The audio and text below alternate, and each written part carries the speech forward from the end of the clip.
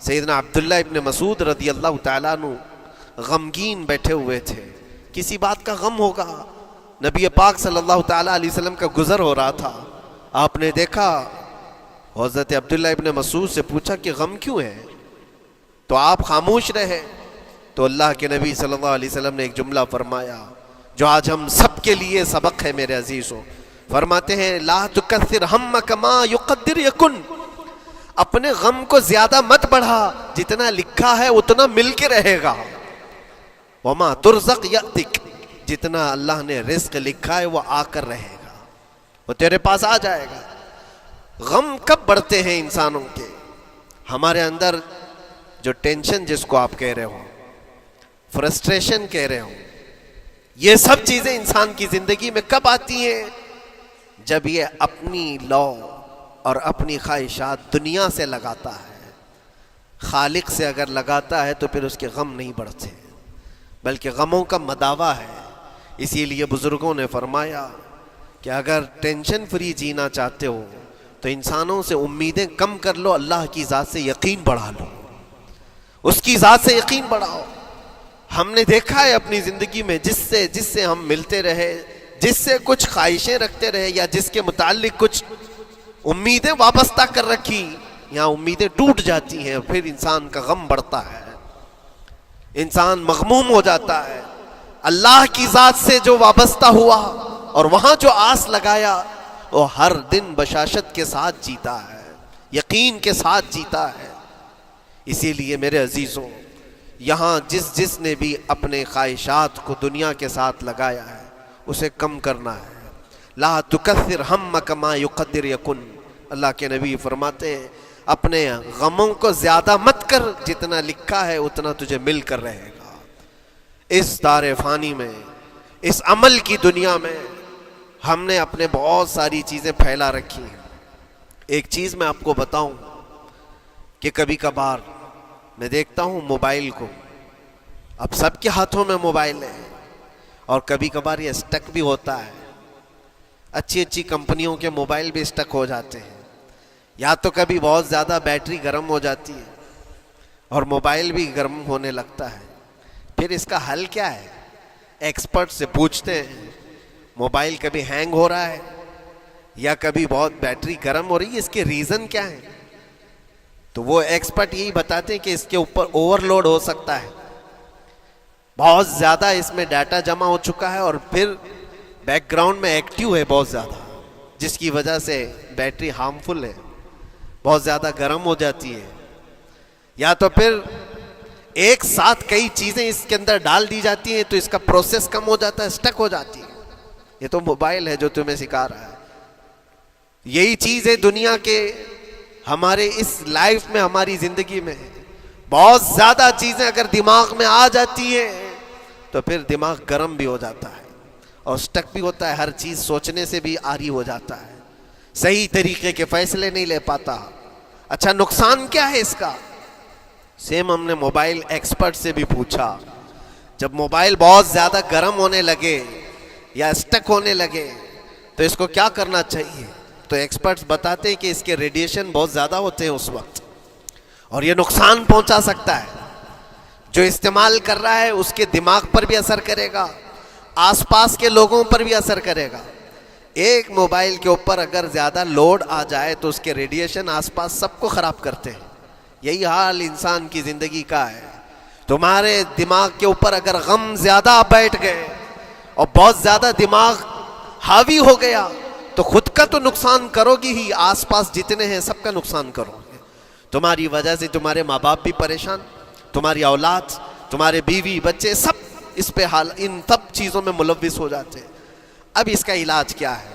کہا گیا موبائل کو آف کر دو، ڈیٹا کم کر دو، اس کے اندر سے کچھ چیزیں ڈیلیٹ کر دو، پھر یہ اپنے نارمل حالت میں آ جائے گا۔ سیم آپ کے لیے بھی ہے، دماغ میں دنیا کے بہت سارے فطور بھرے ہو تو تھوڑی چیزیں ڈیلیٹ کر دو، تھوڑے دنوں کے لیے اپنی اس ایکٹیو لائف کو روک دو اور آ جاؤ اللہ کی بارگاہ میں اور آنکھ بند کر کے اس کی طرف لو لگاؤ، اس لیے کہ ہماری بیٹری جو چارج ہوگی وہ خالق کائنات سے ہی ہوگی، بنانے والا ہی بہتر جانتا ہے اس کی زندگی کس چیز سے چلتی ہے. اور اسی لیے کہا ہے امام غزالی رحمۃ اللہ تعالیٰ علیہ فرماتے ہیں جو بندہ اللہ کے ذکر سے کئی دن تک غافل ہوتا ہے تو مردہ لاش ہے جو چل رہا ہے. بازاروں میں جو چل پھر رہا ہے ذکر الہی نہیں کرتا تو اس کی روح ختم ہونے کے قریب آئی ہے. یہ زندہ لاش ہے.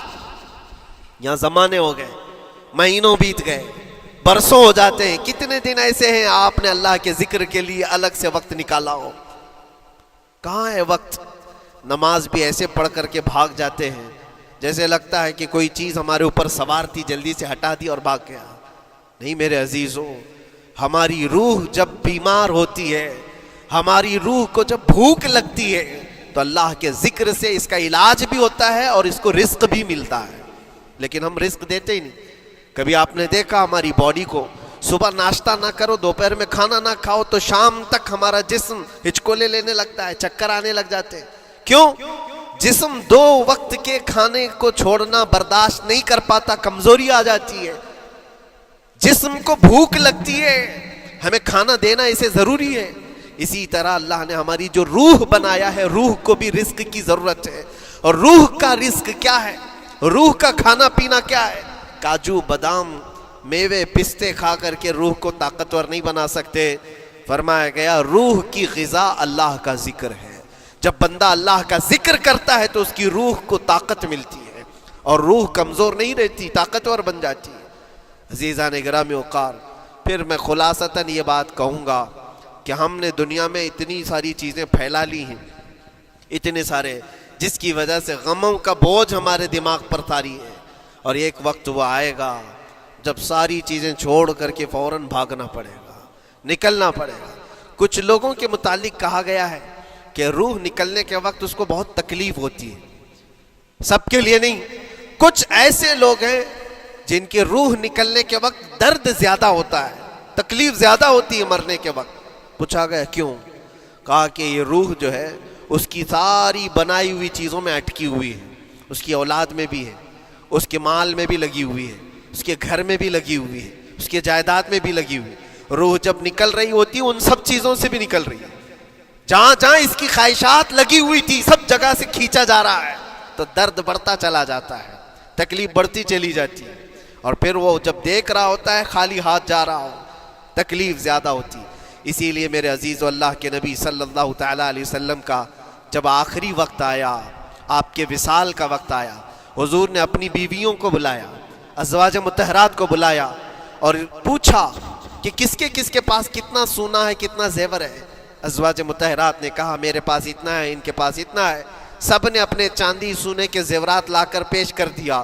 حضور پاک صلی اللہ علیہ وسلم نے فرمایا اے میری بیویوں, اے میری ازواج, اگر تم چاہو تو یہ سب اللہ کی راہ میں خیرات کر دو, اللہ کی راہ میں اس کو وقف کر دو, خیرات کر دو.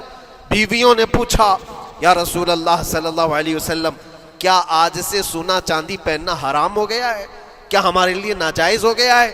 نبی پاک صلی اللہ علیہ وسلم نے فرمایا نہیں, زینت تو تمہارے ہی لیے ہے, سونا اور چاندی تمہارے لیے ہے, حرام نہیں ہے, ناجائز نہیں ہے. لیکن میں دیکھ رہا ہوں میری زندگی کا آخری وقت آ گیا, میں رب ذوالجلال کی بارگاہ میں جانے والا ہوں. میں یہ چاہتا ہوں کہ اس حال میں دنیا سے جاؤں کہ میرے گھر میں سونا چاندی کا کوئی ٹکڑا پڑا ہوا نہ ہو اور اللہ کی بارگاہ میں فقیر اٹھایا جاؤ. یہ نبی پاک صلی اللہ تعالیٰ علیہ وسلم کی خواہش ہے کہ میں اللہ کی بارگاہ میں اس حال میں جاؤں کہ میرے گھر میں کوئی چیز رکھی ہوئی نہ ہو, سونا اور چاندی, مال و دولت. کیونکہ میرے عزیزو اسی سے اندازہ کرو انسان اپنی خواہشات میں اتنا گھر جاتا ہے کہ اس سے نکلنا اس کے لیے مشکل ہوتا ہے. اور روح نکلنے کے وقت یہی تو تکلیف ہوتی ہے کہ کہاں کہاں کیا کیا بنایا تھا, کتنا جمع کیا تھا, حساب کرتے کرتے اس کی روح نکل جاتی ہے. ہم نے دیکھا ہے, میں اپنا ایک تجربہ بتاتا ہوں. عمرہ سے ہم واپس آ رہے تھے, 40 لوگوں کا قافلہ تھا. ایئرپورٹ پر پہنچے, بہت تاخیر ہو چکی تھی اور فلائٹ کا وقت بہت کم رہ گیا تھا. اور حاجی لوگ ماشاءاللہ جاتے ہیں تو خوب بھر بھر کر کے سامان بھی لیتے ہیں, کیا کیا سامان تھے سب کے پاس. اور ہمارا بار بار جانا آنا ہوتا ہے, میں کبھی کوئی زیادہ چیزیں رکھتا نہیں. ہم تو آگے نکلے, گروپ پورا تھا اور سارے لوگ سامان لے کر کھڑے تھے. وقت گزرتا گیا, فلائٹ جہاں چیک ان ہو رہا تھا سامان، انہوں نے کہا کہ 25 کلو سے زیادہ کا الاؤڈ نہیں ہے، اور یہاں 40 کلو لے کر بیٹھے ہوئے تھے۔ میرا تو تھوڑا سا لے لے، تیرا تو تھوڑا سا لے لے، ایک دوسرے کو پیش کر رہے ہیں۔ 3-4 لوگوں نے تو مجھے پکڑایا کہ آپ کے پاس سامان کم ہے مفتی صاحب، آپ تھوڑا سا ہمارا لے لو۔ جس کا لے سکتے تھے لے لیا۔ پھر اس کے بعد 1 گھنٹے سے کم ٹائم بچا تھا، انہوں نے کاؤنٹر کلوز کر دیا۔ میں نے دیکھا 20 سے 25 حاجی ایسے ہیں جن کا سامان بکھرا ہوا ہے، اور کیا لے جا سکتے ہیں ہاتھ میں، وہ بھی 7 کلو 8 کلو اتنا ہی تھا۔ ان کی خواہشات میں دیکھ رہا تھا، کوئی مسلح اٹھاتا ہے، کوئی کھجور اٹھاتا ہے، کوئی کہتا ہے نہیں میرے بچوں کے لیے کھلونے لیا تھا اس کو لے لیتا ہوں، وہ لے لو تو مسلح چھوڑنا پڑتا ہے، یہ لے لو تو کھجور چھوڑنا پڑ جاتا ہے۔ کسی نہ کسی طرح سے وہ لوگ آخری وقت 2-4 چیزیں لے کر کے نکل رہے تھے، اور بکھرا ہوا پورا سامان ایئرپورٹ پر ایسے ہی موجود تھا۔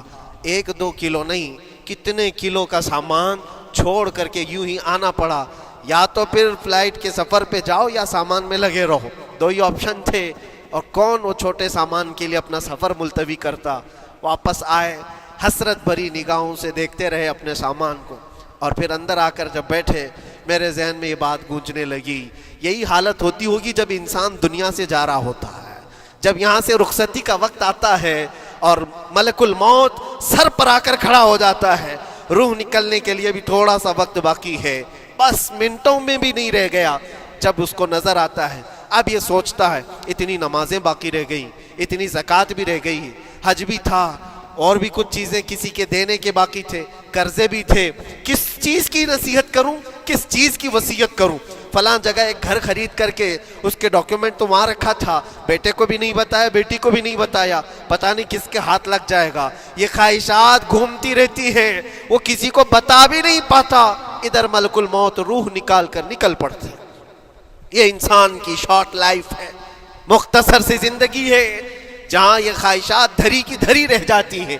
اسی لیے شیخ سعدی نے بہت اچھی بات فرمائی۔ ایک بادشاہ نے اعلان کیا تھا اپنے وزیروں میں سے ایک کو، اس سے بہت خوش ہوا اور کہا جا آج تجھے میں اتنی جائیداد دوں گا، اتنی زمین، اتنی پراپرٹی دوں گا، جتنا تو اپنے ہاتھ میں ایک لکڑی لے کر گھیر دے گا، جتنی زمین تو گھیرے گا اتنی تیرے نام لکھ دوں گا، لیکن اس کے لیے ایک شرط ہے، صبح یہ لکڑی لے کر تو راؤنڈ مارنا اور اتنا گول سرکل بنانا سورج ڈوبنے سے پہلے تک، جتنی زمین گھیر لے گا وہ پوری تیرے نام پر۔ اس نے سوچا کہ اتنی بڑی زمین میں گھیر سکتا ہوں، ایک پورے دن میاں ممبئی والے اچھی طرح جانتے ہیں 4x4 کی جگہ مل جائے تو یہاں کتنی بڑی غنیمت ہوتی۔ اور اس بندے کو بادشاہ نے کہا لکڑی ہاتھ میں لے لے اور لکیر کھینچ، شام ہونے سے پہلے جتنا کرے گا پورا تیرے نام پر۔ وہ نکلا، اور جب لکیر کھینچتے جب چلنے لگا، پیچھے مڑ کے دیکھتا تھا بہت لمبی ہو گئی ہے، اتنی زمین میرے نام پر ہونے والی ہے۔ دوپہر ہو گئی، وہ واپس آنا نہیں چاہ رہا ہے، واپس آ کر کے سرکل پہ ختم تو کرنا ہے جہاں سے شروع کیا تھا۔ سوچتا اور تھوڑا کرتے کرتے وہ اثر ہو گئی اس کی۔ اب اس کو لگا کہ واپس پلٹنا چاہیے، کئی کلومیٹر ہو گئے تھے، اتنے کلومیٹر کی زمین اب وہ اپنے نام پر کروانے والا تھا، لیکن جب واپس پلٹنے کا وقت آیا سانس پھولنے لگ گئی، کیونکہ صبح سے چل رہا ہے، کھایا بھی نہیں ہے، پیا بھی نہیں ہے، جس چیز کو جمع کرنے کے لیے دوڑتا رہا۔ اب سورج پیلا پڑ گیا، ڈوبنا کے وقت قریب آنے لگا تو اب بھاگنا شروع کیا۔ بادشاہ اور اس کے وزیر انتظار کر رہے تھے کہ یہ لوٹے گا بھی۔ اب دیکھا بڑی دور سے یہ دوڑتا آ رہا ہے، اپنی لکڑی کو لکیر زمین پر کھینچتے ہوئے کہ جلد سے جلد اپنے اس پوائنٹ پر پہنچ جاؤں جہاں سے شروع کیا تھا۔ سانس پھولنے لگ گئی، دوڑتے ہانپنے لگ گیا، سورج ڈوبنے کے قریب آ گیا، آخری کرنیں باقی تھی اور اس کا پوائنٹ بھی قریب آ گیا تھا۔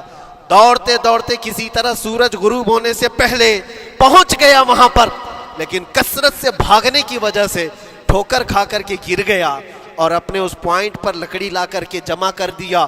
بہت بڑا سرکل، بہت بڑی لکیر کھینچا تھا، لیکن ایسا گرا کہ دوبارہ اٹھ نہیں سکا۔ جب سپاہی اٹھانے کو آئے تو اس کی موت ہو چکی تھی، اس کی روح نکل چکی تھی، اتنا دوڑا تھا اس کی روح نکل گئی۔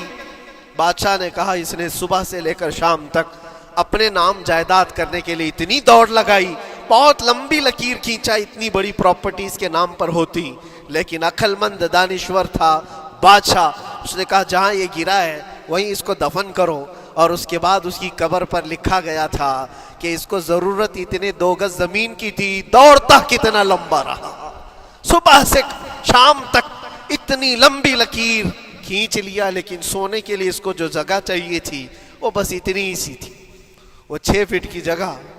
عزیزان گرامی، یہ ایک زندگی کے کسی کا حادثہ ہو سکتا ہے، لیکن میں نے دیکھا ہے کہ تقریباً سب کی لائف میں یہی ہے، ہم اپنی خواہشات کے پیچھے اتنی تیز دوڑتے رہتے ہیں، لیکن جس چیز کی ہمیں ضرورت ہے اس کی طرف ایک بار بھی نظر نہیں کرتے۔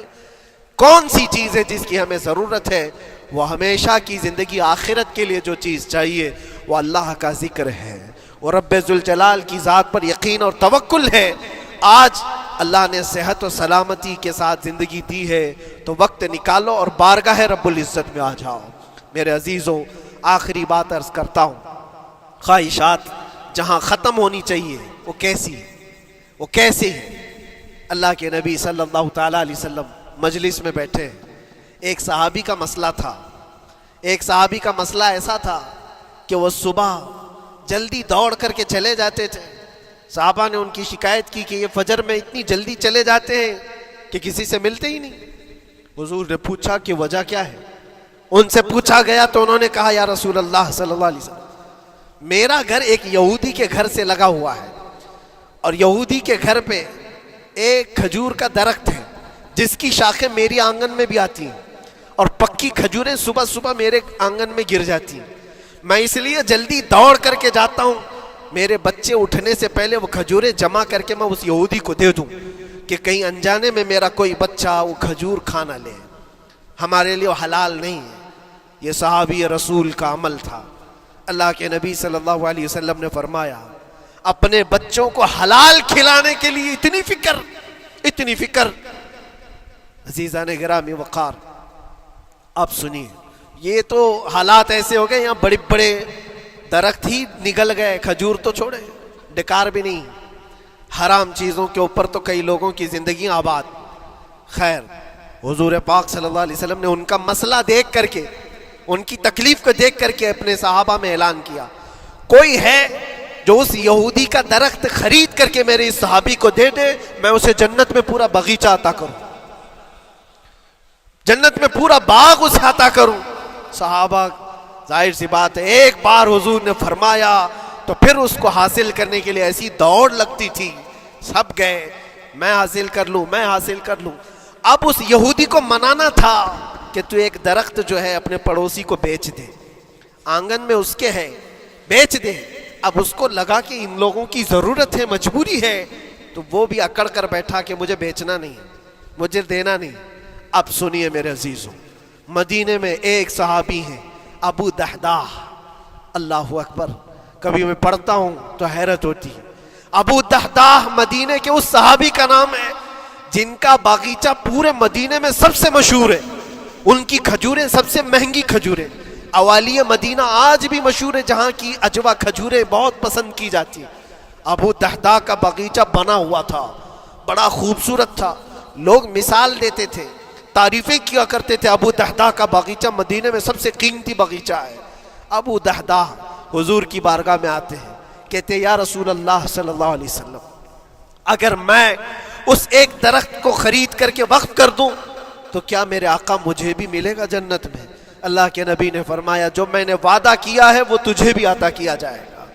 ابو دحداح کہتے ہیں اس یہودی کے پاس سیدھے آتے، کہا کہ تو یہ ایک درخت بیچ دے گا، بدلے میں تجھے بہت اچھی قیمت دیتا ہوں۔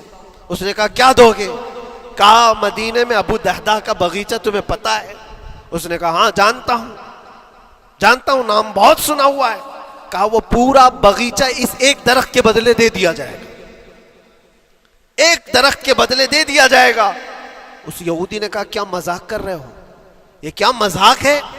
میرے آنگن میں اگے ہوئے ایک درخت کی وجہ سے ابو دحداح کا اتنا قیمتی باغیچہ دے دیا جائے گا، یہ کیسے پاسبل ہے؟ اس صحابی نے کہا اللہ کے نبی کی بات ہے، ہم مذاق نہیں کرتے، ہمارے لیے وہ ایک باغیچہ کیا ایسے 70 باغیچے ہوں نبی پاک کی بات پر ہم سب عطا کر دیں، سب ہم وقف کر دیں۔ اس یہودی نے کہا کہ ان کی تو مت ماری گئی ہے مسلمانوں کی، یہ دیکھو اپنے نبی کی بات پر اتنا قیمتی باغیچہ مجھے دینے کو تیار ہے۔ اور پھر اس نے سوچا سودا بھی تو اچھا ہی ہے، باغیچہ تو ملے گا ہی، لیکن جو میں درخت بیچ رہا ہوں یہ جائے گا کہاں؟ یہ بھی تو میرے آنگن میں ہی رہنے والا ہے۔ درخت اگر کوئی خرید لیا تو ایسا تو نہیں ہے کہ یہ درخت وہاں جائے گا، یہ تو میرے آنگن میں ہی ہے۔ سودا کر لیا۔ کہا بات اگر سچی ہے تو میں یہ درخت اپنے پڑوسی کو جو تمہارا دوست ہے مسلمان اس کو دے رہا ہوں، بدلے میں مجھے ایک باغیچہ دے دو۔ ابو دہدہ نے اسی وقت لکھ کر کے دے دی، یہ باغیچہ تیرے نام کا ہے۔ سوچو میرے عزیزوں، جس کو سینچا ہو محنتوں سے، جس باغیچے کو سجایا ہو، وہ راستے میں کھڑے ہو کر کے اس کا سودا کر رہے ہیں، کس بات پر؟ حضور پاک کی بات تھی، رسول اللہ کا فرمان تھا۔ آئے ان کی بیوی ان کے بچے، باغیچے میں ہی گھر بنا ہوا تھا، نہایت ٹھنڈا گھر ہوا کرتا تھا، وہ لوگ سکون کے لیے وہاں بیٹھتے تھے۔ ابو دہدہ اپنے باغیچے کے دروازے پر آئے، پھاٹک پر، اندر نہیں آتے، باہر کھڑے ہو کر کے اپنی بیوی کو پکارتے۔ ام دہدہ پوچھتی ہے، وہ آواز آتی ہے، کیا ہوا اندر کیوں نہیں آتے؟ باہر کھڑے ہو کر ابو دہدہ کہتے ہیں، بیگم باہر آ جا، یہ باغیچہ بک چکا ہے، اب ہمارا نہیں ہے، سامان لے، بچے لے اور باہر آ جا۔ بیوی نے کہا یہ کیسے اچانک؟ نہ کچھ کہا نہ کچھ بتایا، لیکن وہ عورتیں دنیا دار عورتیں نہیں تھیں۔ وہیں سے اندر سے کہتی ہے، ابو دہدہ میرا تم پر یقین ہے، اگر سودا کیا ہوگا تو بہت بھاری سودا کیا ہوگا، ورنہ ابو دہدہ کا باغیچہ مدینے میں بیچے جانے کے قابل نہیں ہے، کون ہے جو اس کی قیمت لگائے گا؟ میرا گمان یہ ہے کہ میرا شوہر اگر سودا کیا ہوگا تو بہت اونچا سودا کیا ہوگا۔ ابو دہدہ نے کہا، میری رفیق حیات باہر تو آ جا، میں تجھے بتاؤں کون سا سودا کیا ہے، باہر آ جا۔ بچوں کو لیتی، اپنا سامان سمیٹتی ہے اور اسی وقت باغیچہ چھوڑ کر کے باہر نکل آئی۔ ابو دہدہ سے پوچھتی ہے، یہ اچانک سودا کرنے کی کیا ضرورت پیش آئی؟ یہ اس طرح سے اچانک تم نے سودا کر لیا اور مجھے باہر بلایا، کیا سودا کیا، کتنے پہ بیچا؟ ابو دہدہ نے کہا، میرے ہاتھ میں پیسہ تو 1 روپیہ نہیں، 1 درہم نہیں ہے۔ کہا پھر کتنے میں بیچا؟ کہا اندازہ بھی نہیں کر سکتی۔ اللہ کے نبی نے فرمایا، میرے اس صحابی کے لیے جو ایک درخت خرید کر کے دے دے، اسے میں جنت کا باغیچہ عطا کروں گا۔ میں نے اپنے دوست مسلم بھائی کے لیے اس کا درخت خرید کر کے وقف کیا ہے اور بدلے میں اس یہودی کو یہ باغیچہ دے دیا ہے۔ بیوی وہ نہیں تھی جو یہ کہتی کہ مت ماری گئی ہے تیری، گھر بیچ کے آ گیا، فلاں کر کے آ گیا۔ وہ دنیا دار عورت نہیں تھی، ہاتھ اٹھاتی ہے اور سر پر رکھتی ہے اور کہتی ہے، ابو دہدہ مجھے تمہارے بارے میں یہی یقین تھا، قسم رب ذوالجلال کی، اگر وہ یہودی اس باغیچے پر نہیں مانتا تو ہمارے پاس اور جو کچھ تھا سب دے کر کے ہم نبی پاک کی بات پر عمل کر لیتے۔ حضور کی بات تھی، وہ یقین تھا، دنیا دے دیا، خواہشات قربان کر دیا قدم مصطفیٰ پر۔ اسی لیے اقبال نے کہا ہے کہ جو کچھ بھی ہمارے پاس ہے وہ نام مصطفیٰ سے ہے، آبرو ماز نام مصطفیٰ، ہم سب کی عزت و آبرو مصطفیٰ کے نام سے ہے۔ وہاں اپنی خواہشات قربان کر دو، ختم کر دو، اپنے اندر کی جتنی چیزیں ہیں حضور نے فرمایا، تو اس کے بعد اپنی طبیعت نہیں، اپنی خواہش نہیں۔ تم اپنے گھر پر سوچتے بیٹھے رہو گے کہ میرا گھر کیسے، میری بیوی کیا بول رہی ہے، میرا باپ کیا بول رہا ہے، میری ماں کیا بول رہی ہے؟ نہیں، وہ صحابہ کی زندگی یہ تھی، دنیا کیا بول رہی ہے اس سے ہمیں مطلب نہیں، میرے مصطفیٰ کیا فرما رہے ہیں۔ اپنی خواہشات وہاں پر۔ حضرت انس بن نزیر ایک صحابی ہیں، وہ حضور صلی اللہ تعالیٰ علیہ وسلم کے بڑے رازدار صحابی تھے، حضور ان کے گھر پر موجود ہیں۔ مکہ سے ایک لیٹر آیا، جنگوں کی وہ لوگ تیاری کر رہے تھے، اور انس بن نزیر کون ہے؟ یہ ان کی بیوی جو تھی انس بن نزیر کی، اپنی بیوی سے بہت محبت کرتے تھے، بلکہ عشق کرتے تھے، عشق کرتے تھے اپنی بیوی سے، اور عشق میں ان کی شادی بھی ہے، اپنی بیوی کو بہت چاہتے تھے۔ اب سنو، مصطفیٰ کریم صلی اللہ علیہ وسلم انس بن نزیر کے گھر پر ہے، مکہ سے ایک قاصد آیا اور رازدارانہ طور پر ایک خط دیا، کہا مکہ والے جنگوں کی تیاری کر رہے، حضور نے خط کو پڑھوایا اور انس بن نزیر سے کہا انس یہ بات تیرے اور میرے بیچ میں راز ہے، کسی سے نہیں کہنا، جب تک میں نہ کہوں اس خط کا ذکر کسی سے نہ کرنا۔ انس بن نزیر نے کہا اے اللہ کے نبی آپ کا حکم، اس کے بعد میری زبان نہیں کھلے گی۔ خط کو بند کر دیا، رکھ لیا۔ حضور جب تشریف لے گئے گھر سے، ان کی بیوی، ان کی محبوبہ، ان کی رفیق حیات جس کو بہت زیادہ چاہتے تھے آئی، کہا انس رسول اللہ گھر پر آئے تھے، کچھ راز کی بات چل رہی تھی، کیا بات چل رہی تھی؟ انس بن نزیر نے کہا دیکھ میری بیگم محبت اپنی جگہ پر، وہ میرے مصطفیٰ کا راز وہ میں نہیں شیئر کر سکتا، وہ نہیں بتا سکتا۔ بیوی ہنس کر کہتی تم نہیں بتاؤ تو کوئی بات نہیں، میں نے تو دیوار کے پیچھے سے سن لیا ہے، مکہ والے جنگوں کی تیاری کر رہے ہیں، خط آ گیا ہے۔ انس بن نزیر نے اپنی بیوی سے اتنی بات سنی، سیدھے جا کر کے گلا پکڑ لیا، گردن کو دبوچ دیا اور کہا اس وقت تک میں تیری گردن نہیں چھوڑوں گا جب تک میرے مصطفیٰ کا فرمان نہ آ جائے۔ گردن پکڑ لیا اس عورت کی جس کو سب سے زیادہ یہ چاہتے تھے، لے آئے حضور کے پاس، کہا یا رسول اللہ معاف کر دیں، آپ کا راز تھا میں نے تو نہیں بتایا، مگر میری بیوی نے دیوار کے پیچھے سے سن لیا اور اس لیے میں اس کی گردن پکڑ کر کے لایا ہوں کہ کہیں میں مجرم نہ بن جاؤں، نبی پاک کا راز افشا کرنے والا میں مجرم نہ بن جاؤں۔ آقا اگر آپ حکم فرمائیں تو میں اس کو ختم کر دوں یا اس کو طلاق دے کر کے آزاد کر دوں، آپ کے فرمان پر میں کامل عمل کر سکوں۔ اللہ کے نبی نے فرمایا انس چھوڑ دے گردن، جس طرح تو ہمارے راز کی حفاظت کرتا ہے یہ میری صحابیہ ہے، یہ بھی میرے راز کی حفاظت کرے گی۔ اس کے بعد ہاتھ چھوڑ دیا اور اپنی بیوی سے کہا کہ دیکھ میری محبت میرا عشق اپنی جگہ پر، بات جب مصطفیٰ کی آئے گی پوری کائنات کو میں چھوڑ دوں گا، میرے مصطفیٰ کی بات کو عمل کروں گا۔ اور اس بیوی نے بھی یہی کہا انس اگر تو مجھے راز بتا دیتا حضور کا، عشق میں ڈوب کر کے، محبت میں ڈوب کر کے، تو جو گلا تو نے میرا پکڑا کل میں تیرا گلا پکڑ کر حضور کے پاس لاتی کہ حضور یہ آپ کی غلامی کے قابل نہیں ہے۔ یہ ان کا کمال درجے کا ایمان تھا، اپنی خواہشات کو قربان کر دیا۔ ایک مدینے کی خاتون ایسی ہے سب سے زیادہ حسین و جمیل لڑکی ہے، حضور کے پاس ایک حبشی کالے رنگ کے صحابی ہیں، آئے کہا یا رسول اللہ مجھ سے کوئی شادی نہیں کرتا۔ حضور نے فرمایا کہ جا میں تیری شادی کے لیے ایک جگہ پر پیغام بھیجتا ہوں، اور بھیجا اس لڑکی کے گھر۔ انصاری صحابی کی ایک لڑکی اتنی خوبصورت ہے مدینے میں، ان کے گھر بھیجا۔ یہ تو حبشی قسم کے تھے، یہ ایک پیغام لے کر کے جب آئے، ماں باپ باہر بیٹھے ہوئے، لڑکی اندر ہے۔ ماں باپ نے دیکھا کیوں آئے ہو؟ کہا میں پیغام لے کر آیا ہوں۔ کس چیز کا؟ آپ کی بیٹی سے نکاح کا۔ کس نے بھیجا؟ کہا اللہ کے رسول نے۔ ماں اور باپ ہیں، شکل و صورت دیکھی اور ان کی حسینہ بیٹی۔ کہا ٹھیک ہے تم جاؤ واپس، ہم حضور سے بات کر لیں گے۔ اتنا ہی کہا، ٹال دیا ہوگا۔ وہ صحابی جو آئے تھے کالے رنگ کے، انہوں نے کہا یہ تو روز کی بات تھی، ہر جگہ ریجیکٹ ہوتا ہی تھا، میرے لیے تعجب کی بات نہیں تھی، میں تو واپس آیا حضور کے پاس۔ ہوا گھر میں کیا، اندر جوان لڑکی جو گھر میں موجود تھی بھر آئی، کہا ماں باپ سے پوچھتی ہے کہ اماں کون آیا تھا؟ کہا ایک نوجوان نکاح کا پیغام لے کر کے۔ اس خاتون نے کہا، لڑکی نے کہا آپ نے کیا کہا؟ کہا ہم بعد میں بات کر لیں گے۔ کہا آپ کو اندازہ نہیں آپ نے کتنی بڑی خطا کی ہے، اللہ کے نبی کا فرمان آیا تھا اور آپ نے ٹال دیا، میں تیار ہوں اس کے ساتھ نکاح کرنے کے لیے، نبی پاک کا حکم ہے۔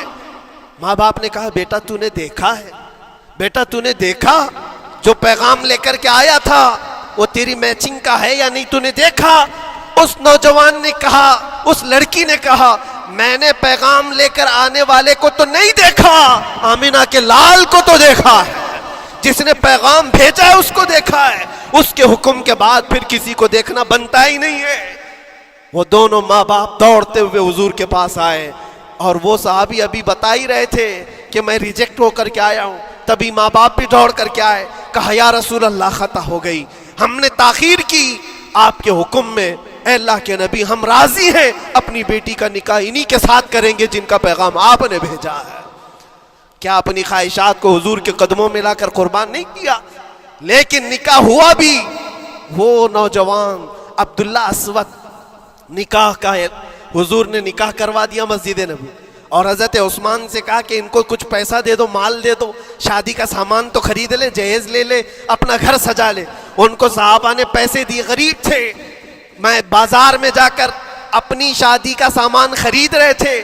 شام کے وقت اعلان ہو گیا، مشرکین مکہ نے مدینے پر حملہ کیا ہے، اللہ کے نبی جہاد میں نکل رہے ہیں.